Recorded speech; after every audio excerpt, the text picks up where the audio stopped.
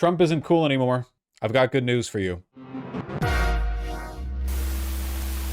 One of the reasons Trump won in 2024, and one of the reasons he did well in 2020, was because he appealed to a demographic of low IQ dude bros who are caught up in modern culture, you know, gaming, live streaming, podcasts, whatever else. The red pill dude bro audience, you know, it's you know, we're not talking like regular staunch Christian conservatives. We're talking the kind of person who would watch Theo Von. Vosh, all this is happening way too fast. It turns out, you're not going to believe this, okay? Being an epic, cool, countercultural, free speech loving, epic, awesome centrist who's just interested in how Trump's going to break up the deep state is way more fun when he's not in office. And when he is in office, getting nonstop news feed, like daily video drops of ICE agents assaulting people, and the Epstein file release has been delayed yet again, it turns out it's actually not so cool. So Trump went on all these podcasts and he said what he was going to do, and now he's doing those things, and the people who once endorsed him are now disavowing him. Why?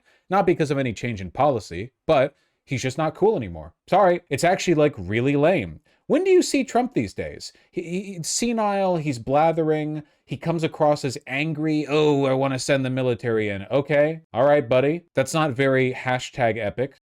Where are the Epstein files? Yeah, you lose the cool factor. Your theory of the Trump administration burning through all their political capital in the first year was objectively true. Yeah, people forgot about this, man. People forgot the cultural capital that Donald Trump won over the course of the Biden administration had very little to do with the actual like Republican base in this country, because they were already going to vote for Trump.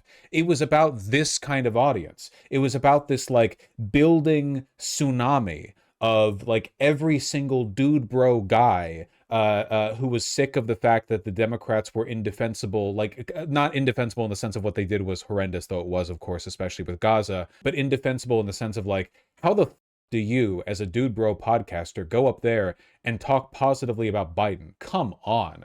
At least Trump has the main character energy. So Democrats gave you nothing to work with. Republicans did, because Trump was going on all your shows, you know. He would go on there and he would say literally whatever he had to win your support. And yeah, now it's all falling apart. Fascism is a politics of emotion, and when the emotion fizzles out, the politics falls apart. Yeah, to a large extent, yeah. It's difficult to keep things going as a 24/7 rally. Manosphere podcasters didn't win Trump the presidency in the 2024 election cycle, but they went a long way to solidifying the president's support among large swaths of the young men who follow them. I actually disagree. I think that if Aiden Ross, Theo Von, and Joe Rogan were not pro-Trump, I think he would have lost the 2024 election cycle. I fully believe that, yeah. Certainly he wouldn't have won every single swing state. 9 months into the implementation of the president's agenda, the same ultra-popular podcasters and streamers who lent their audiences to the president in 2024 are scrambling to break with his government. I really, really wish I never got into politics, kick streamer Aiden Ross recently told his audience. I just don't think I'll ever care enough again for another politician.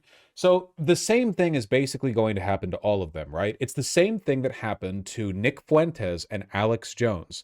Nick Fuentes and Alex Jones aren't stupid. They have a brand that they want to sell long after Trump is dead. So they have both, at various points in time, distanced themselves from the mainstream MAGA movement, both to distinguish themselves, make sure they have their own carve-out of a community, but also, you know, neither of them want to be in a position where the year is 2033 and they're like tiredly, haggardly defending Trump's legacy as yet more evidence of him being a pedophile comes out, you know? Nick Fuentes does not want to enter his 40s getting donation messages popping up in the corner of his screen from people whose names are just a chain of ethnic slurs asking him whether or not, you know, he should, whether or not they should break up with their girlfriend for thinking that Trump was at Little St. James. They don't want to attach themselves to this. Aiden Ross, likewise. Aiden Ross is very stupid. Presumably his handlers are smart. Oh yeah, give me the video of him saying this, please. I had a call with someone in my team. Can I tell you guys something? Now that I look back on it, I really, really wish I never got into like politics. And I feel like that's a cool thing to like talk about. Obviously, it's like, you know, in 2024, when he was aggressively promoting Donald Trump, you could get a lot of attention, energy, and money by aggressively promoting Donald Trump. The drooling that watch him and the children were all really, they were posting lots of W's about it, okay? They weren't posting a lot of L's, they were posting many W's. Now, it's really tough to defend Trump online. I don't know if you guys saw, but like Asmongold responded to this shift in content creators moving away from Trump by saying, and I quote, "Apart from the Epstein stuff, Trump has been doing a pretty good job." And the replies are mostly people clowning on him from both the left and the right. A lot of the people on the right being like, apart from the Epstein stuff, you know, like a lot of the it's these aren't staunch Christian conservatives, okay? These are people who are desperate, lonely, stupid, just looking for their next emotional high. Trump getting to win was the emotional high. Right now, it's just kind of lame. I just kind of like, I know y'all didn't like that era at all, except for the Trump like stream. Obviously, at the end of the day, it was the president. Like, but like now that I look back at it, it's like, damn, like so many people just tie me to it, and now it's just like no matter what, they don't even get to know who I am because they don't like even want to. Oh, he did this stream with Trump. Ah. See, it's bad for the brand now. Now it's like, okay, the crop of 12-year-olds watching me back then was super hyped up for Trump because we saw so many epic memes of him and how Biden and Harris were the deep state and we're going to take them down and he's going to release the Epstein files. But now that Trump's second administration is mostly one defined by failure and secrecy, and it's really embarrassing to defend, now it's bad optics to the next crop of 12-year-olds. You know what I'm saying? Like, and I really, really understand other people's side, and I kind of think Aiden Ross is perfect to break this down because he's not smart enough to be dishonest about his feelings. Yeah, to an extent, he's honest in that respect. I've never really thought Aiden Ross was like a hardcore neo-Nazi or whatever. He's just really stupid, and his team directs him to do stuff that'll make them the most money, and that usually involves catering to the lowest common denominator. As I'm getting older, I'm just like seeing like, I just don't think I'll ever care enough again for any other politician ever in the future, just because it's like, at the end of the day, bro, like, humans, we're all humans, you know? And great stuff. When stuff swings around, by the way, if we do get like future Democratic primaries with high profile populist leadership, I would not at all be surprised if Aiden Ross starts to hitch his wagon to that ride, you know? Aiden Ross would absolutely support like a 2016 Bernie Sanders presidential run if it could happen today. They just can't be neolibs? Yeah, no, exactly. They just have to be something that gets the young people in the audience to go, let's go, you know? I'm honestly fine with that. Well, I'm not fine with him, but it is worth remembering that a lot of people, individuals and like grifting content creators, really do just blow with the wind. And that's just a part of nature. That's just normal. You know what I mean? That's normal. Like, it's always been that way in every country. And frankly, I think it's the responsibility of the Democratic establishment to provide candidates who energize their voters. You know? Like, the fact that Aiden Ross is a grifter is almost immaterial to the point. The point here is that grifters blow with the wind, and Democrats have not invited the wind to blow in their direction. So frankly, I think that they should have better wind blowing spells. You get me, right? Here's the video of Theo Von turning on Trump. Sure. Exact same case with Theo Von, by the way. Exact same case. My father immigrated here from Nicaragua, right? Like, one of my prized possessions is I have his immigration papers when he came here. And I have them in a frame, and him and his siblings when they came here. And so I have tons of thoughts about it, but this was just f***ed up, right? It was f***ed up. And it was everywhere. It was like on all platforms and stuff. So that had me really kind of paranoid. You know, that had me start to get kind of paranoid and, you know, like closing, like, you know, I had the curtains in my house kind of closed. I was just like, you know, you're paranoid. I woke up the next morning.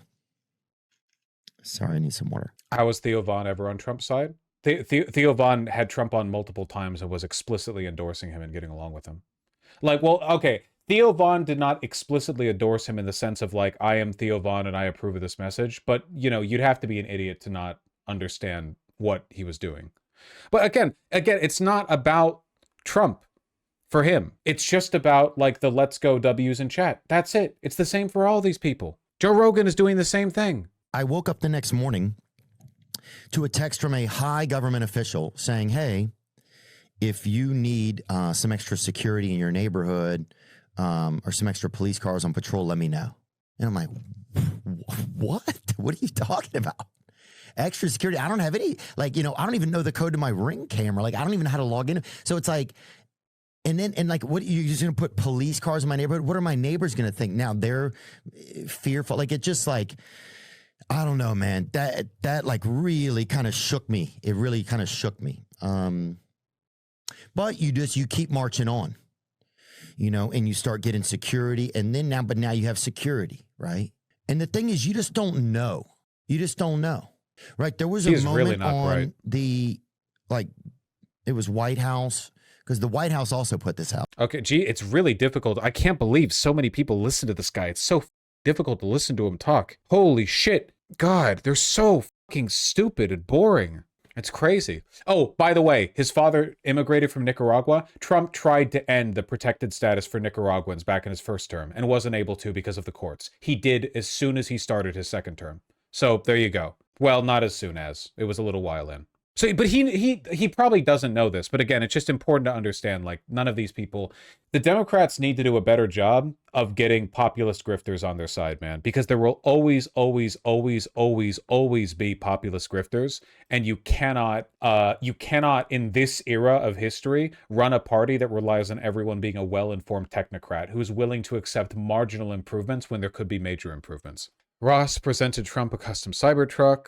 Now figures like Joe Rogan, Andrew Schultz, and Theo Vaughn, who all provided friendly, non-confrontational spaces for the presidential campaign agenda, are, like Ross, retreating from the MAGA movement. Joe Rogan put out a bunch of clips recently. Well, he hasn't put out the clips, but there have been clips that have been circulating where he's, he's talking about how what ICE is doing is brutal and so on. Andrew Schultz has been, kind of distancing himself, isn't grifting against what leftists believe in. What?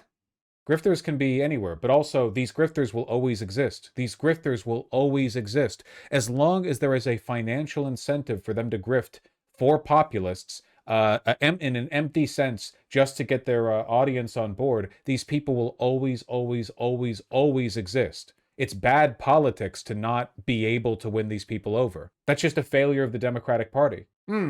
My strategy for winning elections in an era of increasing populism and governmental distrust is I will run candidates that promise to only marginally improve things, and also they will be completely unpalatable to anyone who is populist or anyone whose audience wants populism.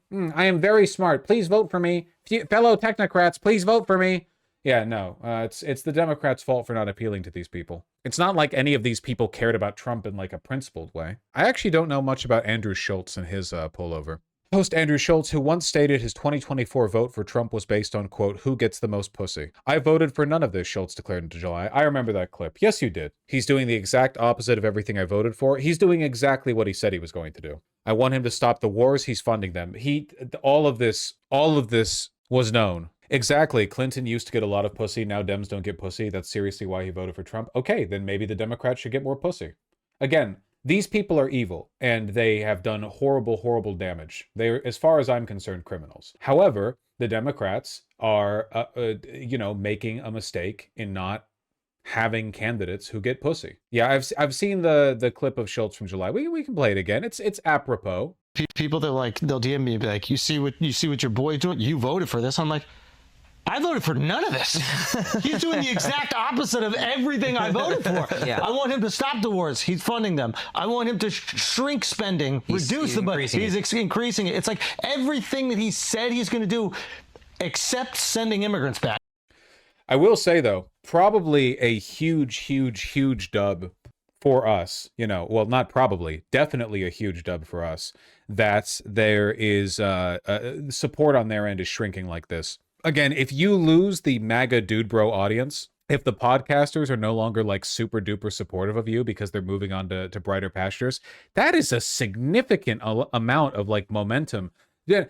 How do you think it's going to look for the MAGA movement when the kids of 1-2 years from now, everyone's just like openly dunking on the cringe ass millennial neo-Nazi Homeland Security tweets, Oh, wow, you put Moon Man in your compilation of what America will look like after all the immigrants are deported. Wow, that's so based and epic and red pilled of you. Whoa, Giga Chad memes from a government account. That's cool. That's so cool. That's so awesome. I'll be real, in 2027, they'll be back on the MAGA train once the campaign paychecks start hitting again. Only if the Republican candidate gets more pussy. So don't let that happen. That's probably part of why the shutdown has led to the AI posting and slop from the admin. They're trying to fill the rapidly growing influencer slop vacuum. I mean, Homeland Security posted a video that opened with Theo Von, and Theo Von quote tweeted it and said, hey, don't use this. And they actually deleted the video, which is really funny. The fact that they deleted the video not because of a copyright strike, but because an influencer asked them to, shows how insecure they feel about the unpopularity they have with these influencers. Like, they are very, very sensitive to public backlash from those people. They're aware of the fact that they are part of that cultural base that won them the election. Call me cynical, but we've been here like 500 times. Every time people go, this time they're flipping on Trump, then 6 months they're lining up for daddy again. You misunderstand. I'm not talking about positions they hold. I'm talking about the energy they have. I keep telling you guys this. It is not about positions held.